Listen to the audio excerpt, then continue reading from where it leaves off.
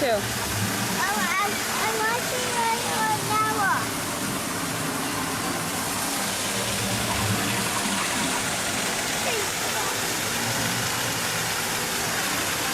It was from this moment right here that I became obsessed with Disney history and secrets. Since the moment my mom told me that this lagoon used to be home to a submarine ride that closed long before I was born. I remember staring at the abandoned track below the water, thinking about what the journey through liquid space must have been like. And that spawned a lifelong obsession with the ride, which has led me to countless hours of research about the ride, countless dollars spent on 20,000 Leagues Under the Sea merchandise, even inspired me to create a YouTube channel so I could share Disney secrets and history with everybody, and inspired one of the first videos on this YouTube channel. While all my old videos might suck and I kind of look like an ugly potato in all those videos, it was kind of cool sharing Disney history and secrets with people long before everybody was vlogging in the parks. And all that has led to today, where we are going to be discussing the history, secrets, and remnants of Magic Kingdom's 20,000 Leagues Under the Sea Submarine Voyage. Before we cover the Walt Disney World attraction, we have to talk about Disneyland first. I'm just going to cover this real quick because Disneyland's 20,000 Leagues Under the Sea walkthrough and Submarine Voyage could be a whole video all on their own. Around the time Walt Disney was working on Disneyland, he released a film adaptation of Jules Verne's science fiction novel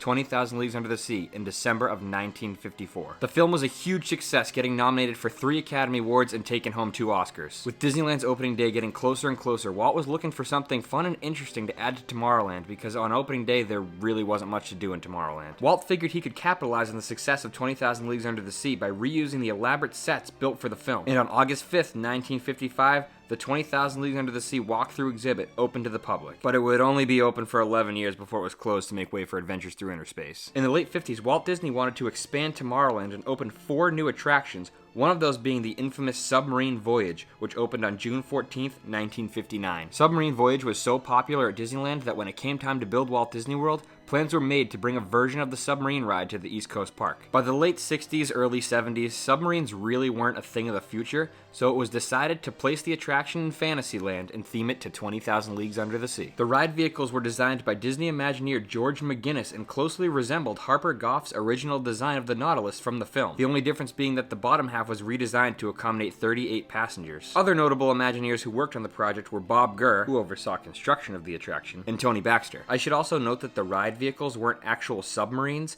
more like glass-bottom boats where the guests would sit below water level and view the attraction through small portholes. 20,000 Leagues Under the Sea Submarine Voyage opened at the Magic Kingdom on October 14th, 1971. Just days after the park's grand opening. Guests would hop aboard the Nautilus for a journey through liquid space, narrated by Captain Nemo. Captain Nemo's narration was recorded by voice actor Peter Renaday instead of James Mason, who portrayed Nemo in the film. Leaving the dock, you would circle around the lagoon, encountering all kinds of sea creatures, as well as some animatronics wearing replicas of the diving suits seen in the movie. All of this before entering the show building. Once inside the show building, you would pass by the shark-infested graveyard of lost ships, before diving underneath the North Pole and discovering the lost continent of Atlantis. The first mate claims he saw a sea serpent and some mermaids, to where Nemo responds with, Mr. Baxter, if you think you're seeing mermaids and sea monsters, you've been submerged too long. An obvious reference to Imagineer Tony Baxter. Captain Nemo then orders the helmsman to avoid an underwater volcano, but then notices one of our sister ships is under attack. There were 12 Nautilus ride vehicles, and the unlucky submarine that was being attacked by the giant squid was number 13. Technically, there was 14 submarines because both sides of the track had the exact same show scenes,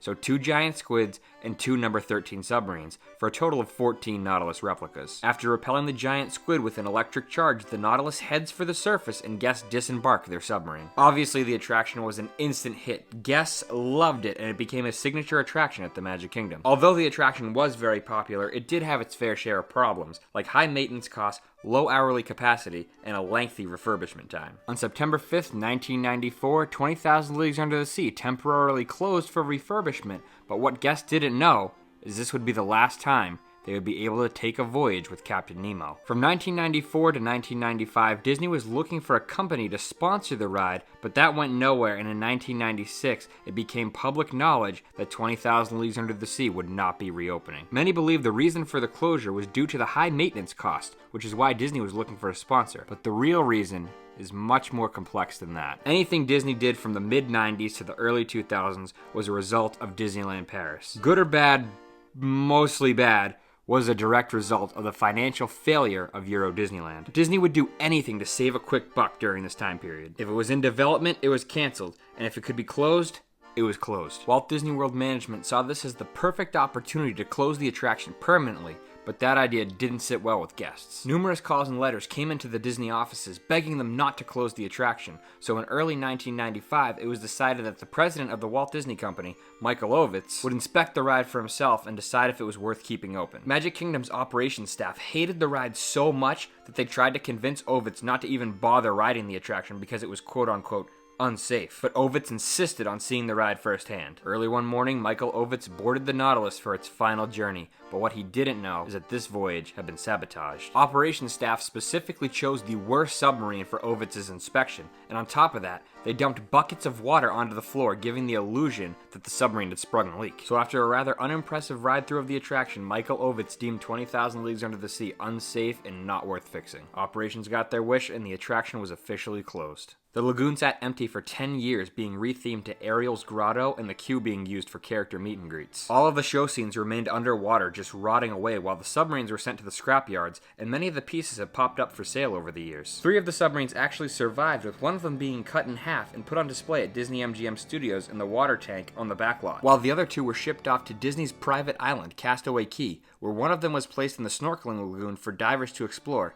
and the other one seems to have disappeared. No one knows what happened to the second submarine after it was shipped down to the island. Now back at the Magic Kingdom, the lagoon sat unused until demolition began in 2004. Many rumors circulated as to what was going to replace the lagoon, one of those being a villains-themed roller coaster, but eventually, and pretty much out of nowhere, a Winnie the Pooh playground opened up called Pooh's Playful Spot in 2005. Here kids could climb on some honeypots, slide down tree trunks, and visit Pooh's house. Inside Pooh's house, there was even a tribute to 20,000 Leagues Under the Sea. The Nautilus was carved right above the doorway. Pooh's Playful Spot only lasted for 5 years as it was closed to make way for the Seven Dwarfs Mine Train and the rest of New Fantasyland. And with all the new Fantasyland attractions opening between 2012 and 2014, the story of Magic Kingdom's 20,000 Leagues Under the Sea Submarine Voyage came to a close. So what secrets and remnants are left over from 20,000 Leagues Under the Sea? There's quite a few. Remember how I mentioned that one of the submarines was cut in half? Well, nowadays it floats around backstage areas and is even put on display for special events. The other submarine is still available to explore in the snorkeling bay at Disney's private island. But other than that, there's really nothing left of the actual attraction other than a few props that come up for sale on eBay occasionally. There are plenty of hidden secrets and tributes to the ride though. We'll start off with a few that are located inside Trader Sam's at the Polynesian. Most notably, there's a drink called the Nautilus, and it's even served inside a Nautilus tiki mug. Not only that, but a diving sequence very similar to the ride is initiated every time the drink is ordered. Behind the bar, there's a replica of one of the diving helmets used in the movie, and many claim the giant squid tentacle and the clamshell are actual props from the ride, but I'm not sure how true that is. At the very least, the squid tentacle could be seen as a tribute to the old ride. Let's head back to the Magic Kingdom where we'll find the rest of the secrets and tributes located in Fantasyland. Starting off inside Winnie the Pooh's house, which is located at the entrance of the queue for Many Adventures of Winnie the Pooh. This is the same tree that was located across the way at Pooh's Playful Spot before it was demolished. Disney picked up the tree with a crane and placed it at the entrance of Winnie the Pooh's ride. So yes, the same Nautilus is still carved above the doorway inside the house. The last hidden details will be found in the Little Mermaid area of Fantasyland, probably because the Little Mermaid show building sits on the exact same footprint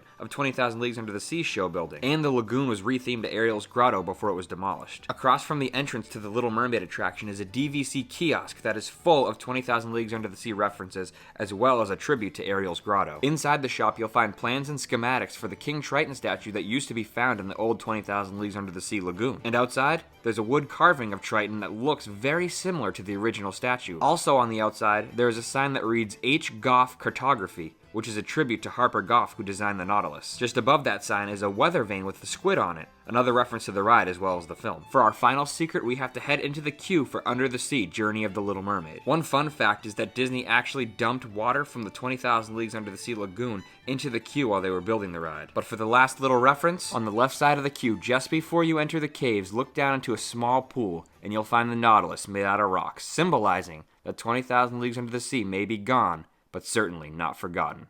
The Magic Kingdom attraction may be gone, but there still are a few different versions of 20,000 Leagues Under the Sea around the world. At Disneyland Paris, there's a Nautilus walkthrough in Discovery Land. And at Tokyo Disney Sea, there's a whole land themed to Volcania, which was Captain Nemo's headquarters. Here you can find a new version of 20,000 Leagues Under the Sea, but you never actually go underwater. It's a Peter Pan's flight style ride that makes you think you're going underwater. But if you have the desire to truly explore liquid space, you can always check out the original Submarine Voyage, which is still open at Disneyland. It's just themed to Finding Nemo now.